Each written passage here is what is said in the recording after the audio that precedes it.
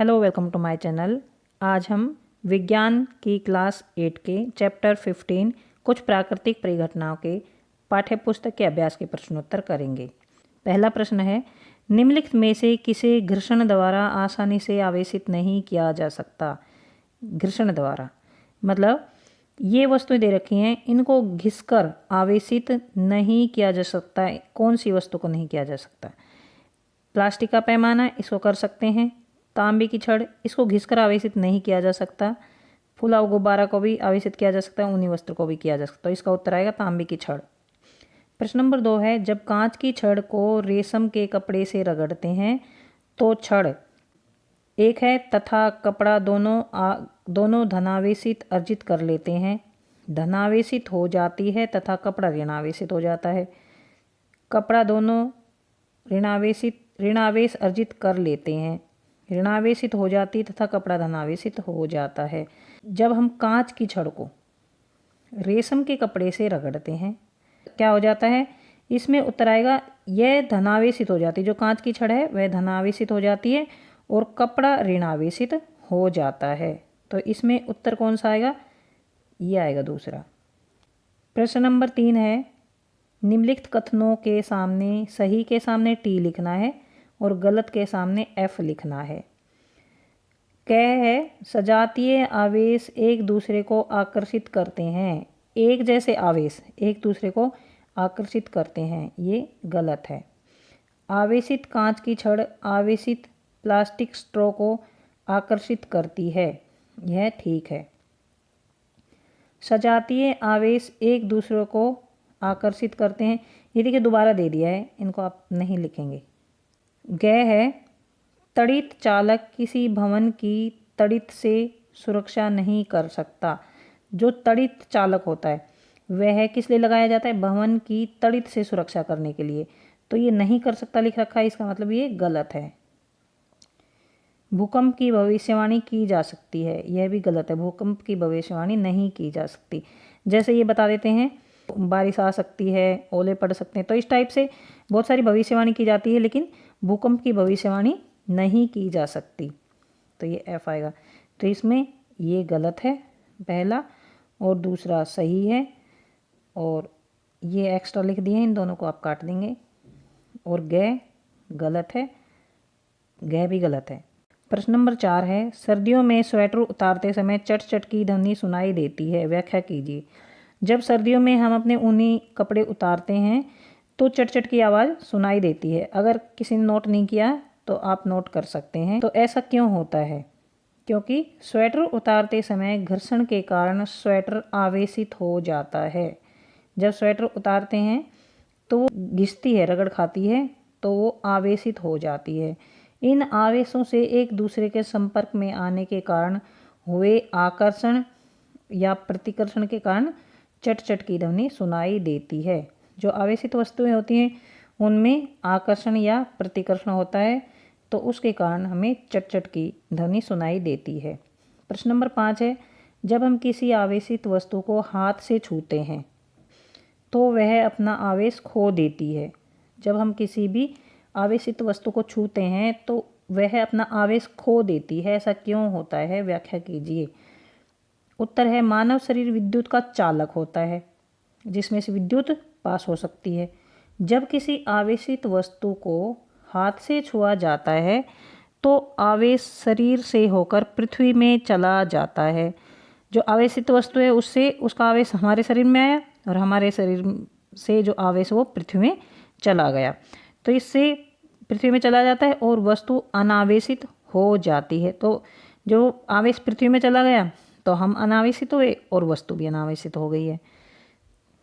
प्रश्न नंबर 6 है, उस पैमाने का नाम लिखिए जिस पर भूकंप की विनाशी ऊर्जा मापी जाती है। जब भी कोई भूकंप आता है तो ऐसा इंस्ट्रूमेंट जिससे भूकंप की विनाशी ऊर्जा मापी जाती है, उस पैमाने का नाम बताइए। इस पैमाने पर किसी भूकंप का माप 3 है। मान लो उस पैमाने पर भूकंप का माप 3 आया है, क्या इसे भूकंप लेखी या सिस्मोग्राफी से रिकॉर्ड किया जा सकेगा? क्या इससे अधिक हानि होगी? उत्तर है, रिक्टर पैमाने में भूकंपों की विनाशी ऊर्जा मापी जाती है। जो रिक्टर पैमाने होते हैं उससे नापी जाती है। तो ये पहले का उत्तर आ गया। पैमाना रेखिक नहीं है। रिक्टर पैमाने पर 3 का मान सिस्मोग्राफी द्वारा रिकॉर्ड किया जा सकता है। देखिए ये जो सिस्मोग्राफी है, भूकंप लेखी जो होता है, उससे जो 3 है, 3 की माप, यह नोट की जा सकती है, रिकॉर्ड की जा सकती है। लेकिन यह भूकंप बहुत दुर्बल होता है। अगर 3 मान का भूकंप आए तो भूकंप इतना ज़्यादा हानिकारक नहीं होता है, इतनी ज़्यादा क्षति नहीं होती उससे, वह दुर्बल होता है और इससे अधिक हानि नहीं होती। प्रश्न नंबर 7 है, तड़ित से अपनी सुरक्षा के 3 उपाय सुझाइए। जो हम देखते हैं बारिश के समय या कई बार मौसम खराब हो जाता है तो बिजली चमकती है, तो वह तड़ित होती है, उसे तड़ित बोलते हैं। तड़ित से सुरक्षा कैसे करेंगे?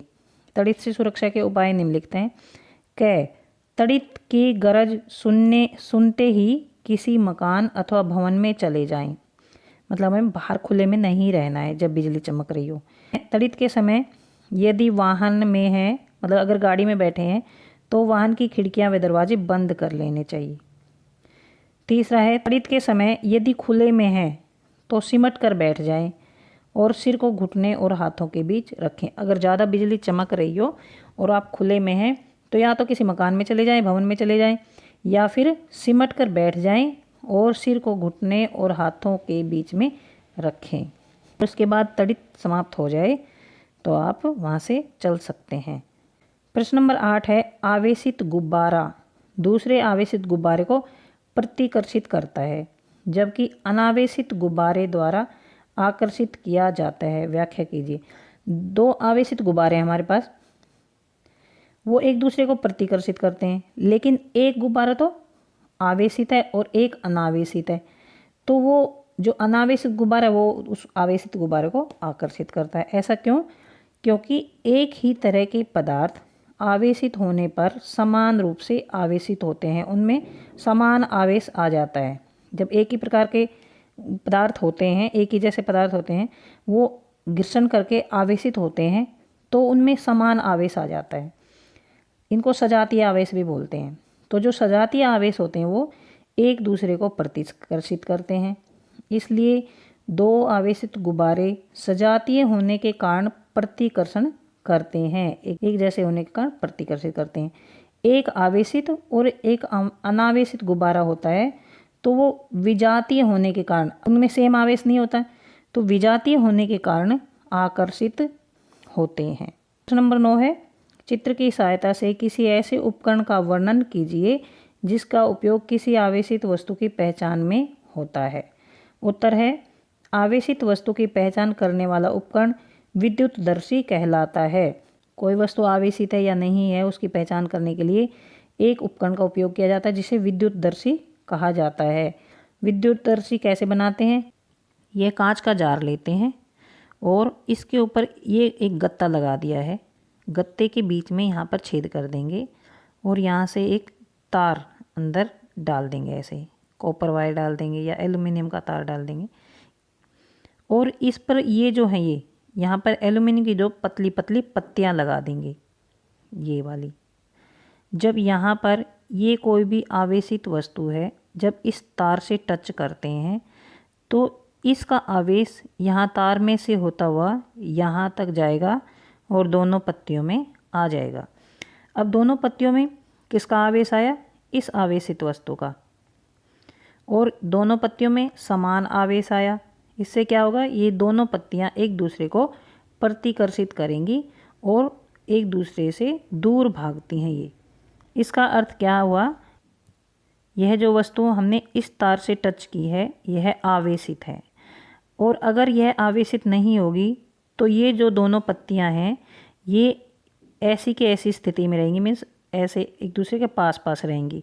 अगर हम इस पे आवेशित वस्तु टच करते हैं यहाँ पर तो ये पत्तियां एक दूसरे से दूर दूर भागती हैं, मतलब एक दूसरे को प्रतिकर्षित करती हैं। तो इससे हमें आवेशित वस्तु की पहचान हो जाएगी कि कौन सी वस्तु आवेशित है कौन सी नहीं, और इस उपकरण का नाम क्या है? विद्युतदर्शी। प्रश्न नंबर 10 है, भारत के उन 3 राज्यों की सूची बनाइए जहां भूकंप के झटके अधिक संभावित हैं, जहां पर भूकंप के झटके ज़्यादा आते हैं। भारत के अति भूकंप आशंकित राज्यों के नाम है कच्छ का रण, राजस्थान, सिंध गंगा के मैदान और कश्मीर। प्रश्न 11 है, मान लीजिए आप घर के बाहर हैं तथा भूकंप के झटके लगते हैं। घर के बाहर और भूकंप के झटके लगते हैं। आप अपने बचाव के लिए क्या सावधानियां बरतेंगे? घर के बाहर भूकंप के झटकों से बचाव। नंबर 1 है, भवन, वृक्ष, विद्युत लाइनों से दूर किसी खुले स्थान पर लेट जाएंगे। किसी भी भवन के टच में नहीं आएंगे, या पेड़ के नीचे नहीं खड़े होंगे, या वहाँ नहीं खड़े होंगे जहाँ पर बिजली के तार हों, और खुले स्थान पर हमें लेट जाना है। कार या बस में से बाहर न निकलें। अगर भूकंप आता है और हम कार में बैठें या बस में बैठें तो बाहर ना निकलें। कार या बस को खुले स्थान की ओर ले जाएं। कोई भी साधन है जिसमें हम बैठे हैं उसे खुले स्थान पर ले जाएं। प्रश्न नंबर 12 है, मौसम विभाग यह भविष्यवाणी करता है कि किसी निश्चित दिन तड़ित झंझा की संभावना है। मान लीजिए उस दिन आपको बाहर जाना है, क्या आप छतरी लेकर जाएंगे? व्याख्या कीजिए। किसी दिन बिजली चमकती है और तूफान आता है, तो उस दिन हमें बाहर जाना है, तो हम क्या छतरी लेकर जाएंगे? उत्तर है, तड़ित झंझा में बाहर निकलना सुरक्षित नहीं है और छतरी लेकर निकलना तो अधिक घातक है, क्योंकि ऊंचे भवन, विद्युत की तारें, काले रंग की वस्तुएं तड़ित झंझा को आकर्षित करती हैं।